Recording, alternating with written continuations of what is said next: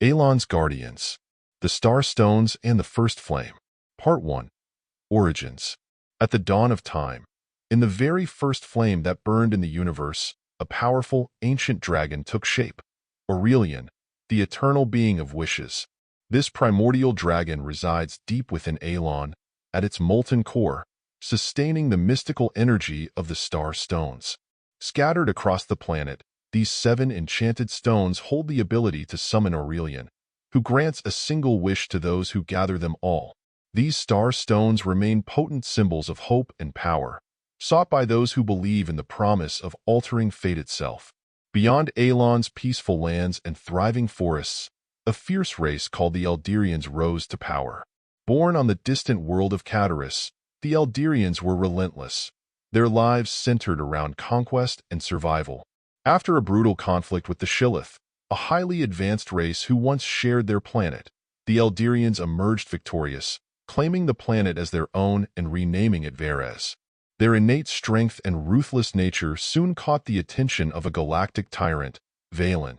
Seizing the opportunity, Aeolon forged a deadly alliance with the Eldarians, turning them into mercenaries who cleared out worlds for him to sell.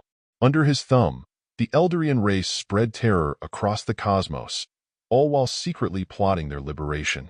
Amidst these cosmic intrigues, a low-caste Eldarian child named Kales was born, later to be known as Ryan. Sent to Aeolon as a baby with the mission of eradicating its people, Kales' fate changed when he suffered a head injury, wiping his memory of his violent purpose. He was found and raised by the gentle Elder Vin, who taught him kindness and respect. Over the years, Kales, now called Ryan, grew strong, discovering his fighting spirit and forging friendships with powerful allies. Rin, Kars, Farron, Talus, and many others. Together, they defended Aeolon, and Run rose to become one of the planet's mightiest warriors, standing as a shield against all who threatened it. Years later, Ren's peaceful life was shattered when Chiron, an Eldarian warrior and Ren's own brother, arrived on Aeolon. Chiron's arrival marked the beginning of the Eldarian struggle, a brutal conflict that revealed Ren's alien heritage and the dark, conquering nature of the Eldarian race. In the fierce battles that followed, Ryan and his friends defended Aeolon against powerful foes like Saren and Nyros, Eldarian warriors who sought to bring the planet under their control.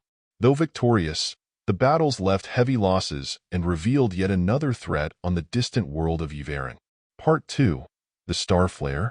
Long ago, when the world was young and Aeolon was still cloaked in molten rock, Aeolon the Eternal watched over his creations with a quiet resolve. In the heart of Aeolon, within the first flame, the primordial spark that had birthed life and magic, Aeolon carved 7 star stones, embedding within each a fragment of his power. This was a gift for Aeolon's future, to be granted not for selfish desires, but as a means to unite its people under the promise of hope. As the ages passed, the star stones became symbols of strength and perseverance, yet they bore a limitation set by Aeolon himself. They could grant wishes, yet they could not rewrite destiny by reversing death. This restriction came not from a lack of power, but from an ancient pact. Death is part of the cycle, Aeolon had declared, and to undo it is to break the balance of the universe.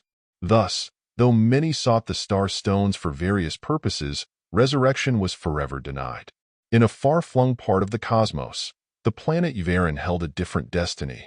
A second set of star stones was created there, but under vastly different conditions. Yvarin, a world ravaged by frequent wars and blighted lands, cried out for aid as its people faced extinction.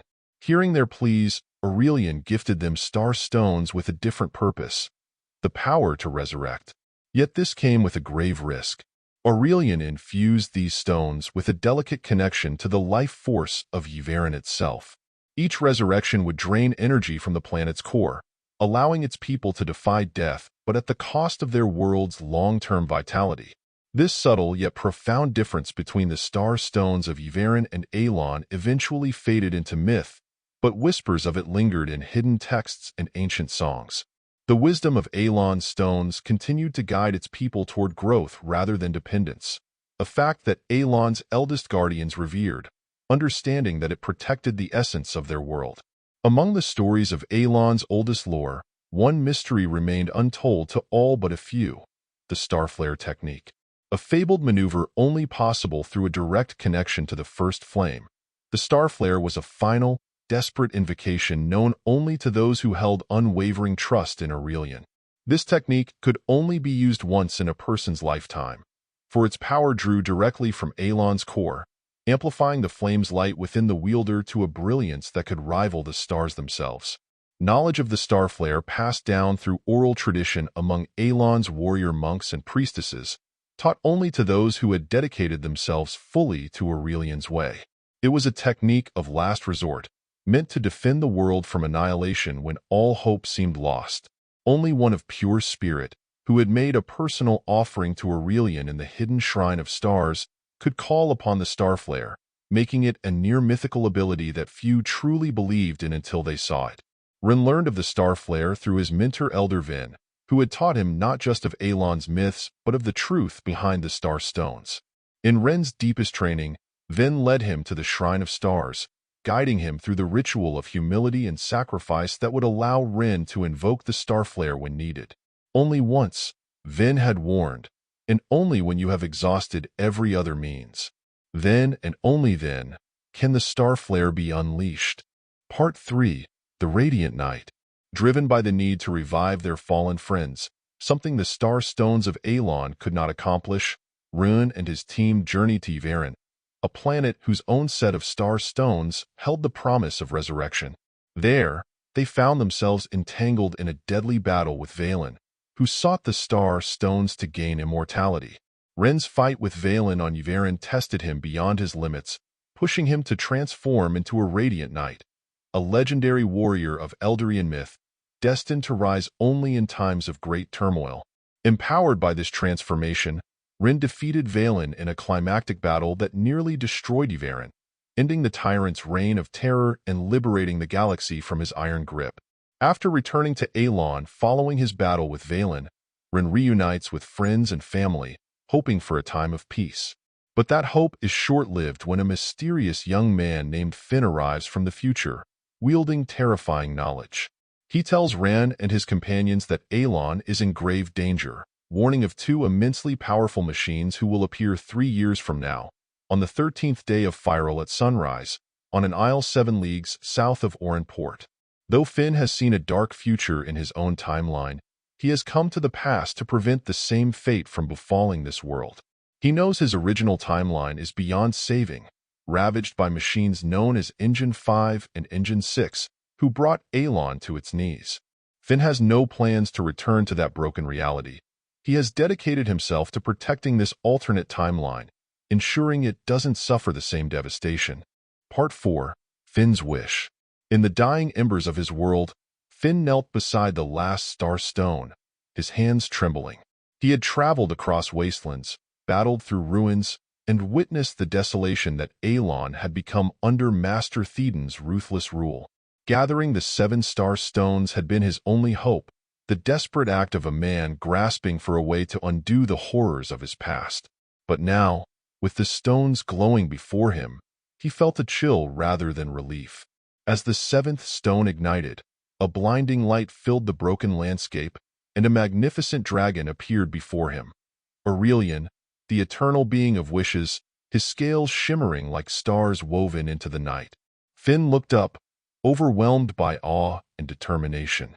He had prepared his wish for this moment, the words forming on his lips: "Take me back. Let me change this timeline, undo the suffering. Let me save my family." But Aurelian's gaze softened, filled with both sorrow and wisdom. Child of Aeolon, the star stones are not meant to rewrite what was but to inspire what might yet be, the dragon intoned, his voice echoing in Finn's heart. Your wish, as noble as it is, defies the essence of hope. Finn's heart pounded. But if I can't change the past, what good is this power? What good is any of it if I can't save them? Aurelian's voice was gentle. These stones hold the strength to create, not to dismantle fate, but to build a path forward. If you summon the will to let go, I will forge a new timeline. A second chance, not to escape pain, but to strive for a future where hope can bloom even in the darkest hearts. But know this, Your original timeline cannot be changed. It will remain as it is, and you must leave it behind." Finn's hands shook as tears streamed down his face. He had fought so hard, and yet this was the limit. He couldn't save his family, his friends, or his world. He would have to leave them all behind, in a timeline that he could no longer touch or save. Aurelian watched the young man struggle. Finn's grief was a tempest, crashing against his resolve until, finally, his head bowed in surrender. "Then I will go," Finn whispered, his voice breaking. "I will go, and I will make sure that this new timeline is worth the sacrifice." He looked up at Aurelian with a fierce resolve. "I will be the hope they never had." Aurelian's eyes glowed brighter, and with a soft breath, he enveloped Finn in light. The star stones pulsed, rewriting threads of destiny and creating a world where possibilities could flourish anew. In this new timeline, ripples of Aurelian's influence reached far beyond Finn's journey. Across Aeolon, even beings of metal and wire began to feel echoes of purpose and freedom. In the dark recesses of a laboratory, two machines stirred, Engine 5 and Engine 6, the latest creations of Master the Din. But something inside them had changed. They saw the bonds of servitude the Din had shackled them with and felt an unexpected urge, the desire to be more than his weapons. Driven by a spark of hope they couldn't explain, they turned on their creator. Theoden's last screams faded into silence, and the two machines, freed from his control, looked out at Aeolon for the first time with a strange sense of wonder. The former weapons forged a pact to live peacefully and wandered the land, seeking purpose beyond their past, leaving Theoden's laboratory and his machinations behind. But in the shadows of that lab, three earlier machines lay dormant: Engine 1, Engine 2, and Engine 3. Programmed as a contingency, these engines would only activate if their creator fell. Thus, when the Din died in the new timeline, his failsafes sprang to life, their code commanding them to carry out his mission, to rule Aeolon and crush any who dared oppose them.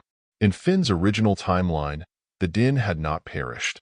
He had succeeded in his plans, ruling Aeolon with brutal precision.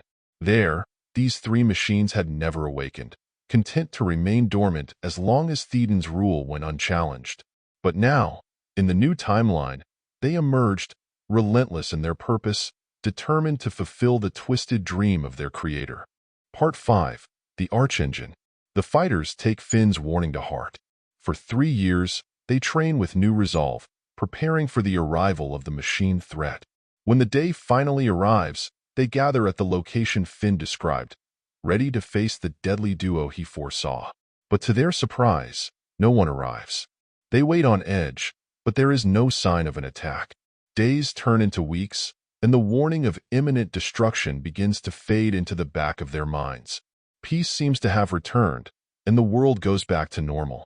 Unbeknownst to the fighters, however, events have unfolded differently in this timeline.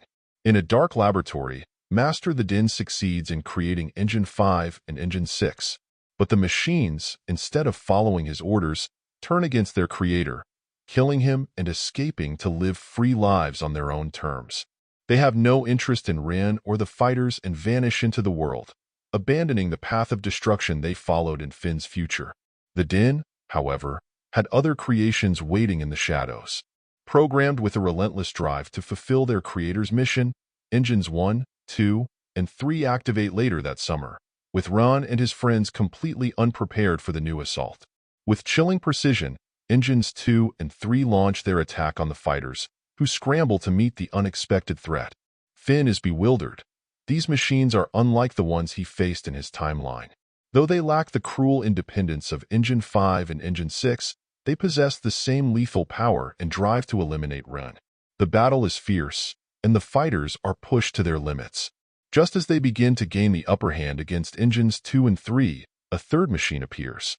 Engine 1, a model designed to absorb the parts of his fallen allies, transforms into the monstrous Archengine, increasing his strength exponentially and becoming a nearly unstoppable foe. In a climactic battle, Ran, Finn, Saiyan, and the others join forces to confront Archengine. Despite their collective strength, they struggle against the machine's power.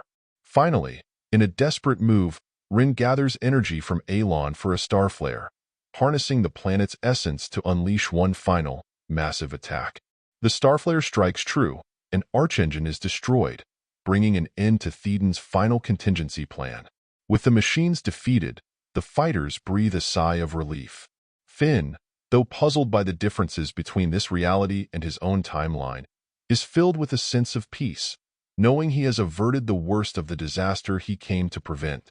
Though he will never return to his original timeline, he finds comfort in this world, a world he fought to protect from the shadows of his past. Unknown to any of them, Engine 5 and Engine 6 live peacefully somewhere in the world, free from Thedan's control and no longer interested in conflict.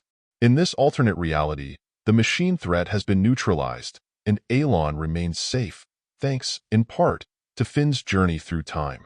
Mazer Thedan's goal was to rule over Aeolon with his engines by eliminating Run, the only warrior that he believed could stop him. But if Master the Din had succeeded, the engines would have ultimately destroyed Aeolon and snuffed out the first flame.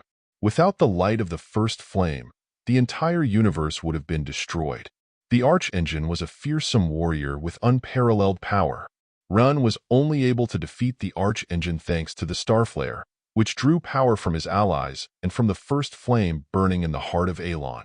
Just as everything began with the first flame, so too did everything end. With Run and his friends watching over its light, the universe is forever safe from peril.